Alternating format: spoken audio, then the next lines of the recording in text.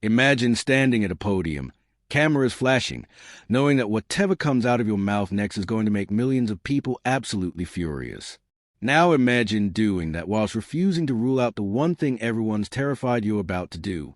Welcome to Rachel Reeves Tuesday, where the Chancellor delivered a speech that basically screamed, "Yes, we're raising your taxes," without actually having the backbone to say it out loud.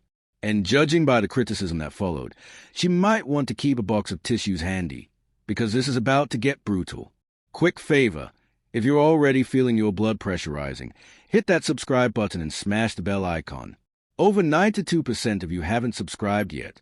It's free, takes literally 2 seconds, and helps us keep exposing the politicians who think your wallet is their personal piggy bank. Cheers if you did. Right, let's tear into this, shall we? So here's what went down at Downing Street on Tuesday. Rachel Reeves, Chancellor of the Exchequer and apparent professional avoider of straight answers, gave a speech that was essentially a masterclass in saying everything while simultaneously saying nothing.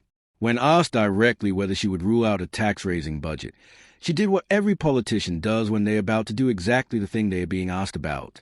She dodged. She waffled. She spoke in that special political language that sounds meaningful but actually contains zero concrete information. Her response?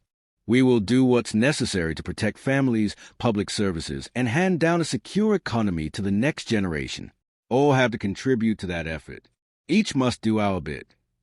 Now, if you've ever had even a passing acquaintance with political speak, you'll recognize that as code for, yes, we're absolutely raising taxes, but I'm going to dress it up in noble-sounding language so you can't immediately get angry. It's like a doctor saying you might experience some discomfort right before they do something that's going to hurt like hell. Let's decode this beautiful piece of political poetry, shall we? We will do what's necessary translates to we're going to do whatever we want regardless of what we promise. Protect families and public services means we've spent too much money and need yours to cover the shortfall. And all have to contribute to that effort is perhaps the most honest bit, because it essentially means everyone's going to get fleeced, so buckle up. When a politician says everyone must do their bit, what they really mean is you must do your bit whilst they continue enjoying subsidized meals in Parliament and generous expense accounts. But wait, it gets better. Because Keir Starmer decided to join the fun by warning his cabinet that they must expect difficult decisions in the upcoming budget. Now, here's where the arithmetic gets interesting. Starmer has ruled out spending cuts. He's also ruled out increased borrowing. So let's play a quick game of economic Sudoku. If you can't cut spending and you can't borrow more money, but you desperately need more money, what's the only option left?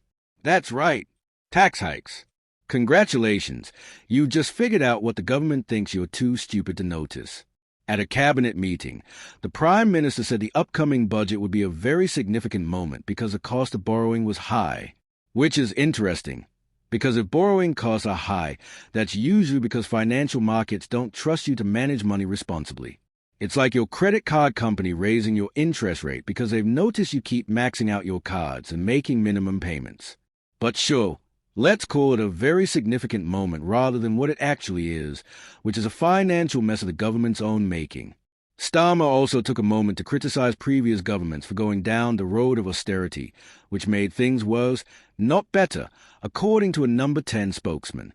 Now, I'm not here to defend austerity, because frankly watching politicians of any color manage an economy is like watching toddlers perform surgery, terrifying and likely to end badly. But here's the thing about criticizing previous governments while simultaneously refusing to cut spending or increase borrowing. You're essentially saying they did it wrong, but we're not going to do any of the things that might fix it. We're just going to tax you more instead. That's not a solution. That's just a different problem with a red rosette pinned to it. The Prime Minister insisted that a fair response to these challenges was needed, which would be set out at the budget. Fair response. Let's pause on that phrase for a moment. When a politician uses the word fair in relation to your money, grab your wallet and run. Because their definition of fair and your definition of fair are about as similar as chalk and cheese. Fair, in political speak, usually means we're going to take more of your money, but we'll do it whilst making you feel guilty for objecting. Rachel Reeves told the cabinet that she had to respond to the world as it is now, not as she might wish it to be, which would mean taking the right decisions at the budget. Respond to the world as it is now.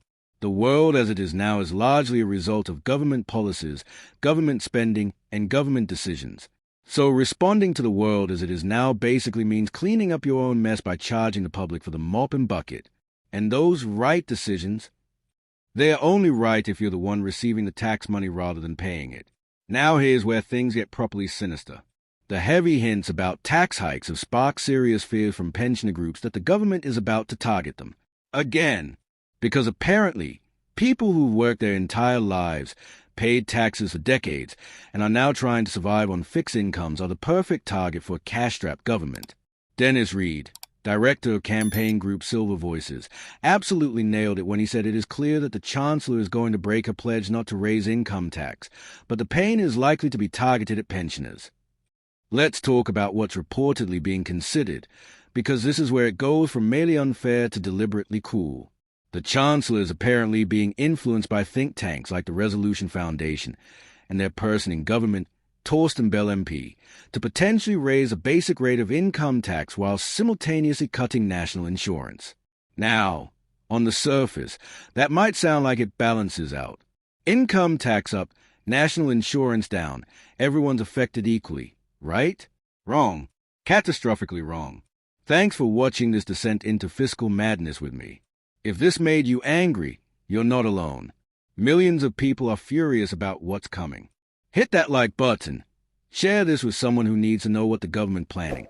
And I'll see you in the next one where we'll probably be dissecting the actual budget and the damage it causes.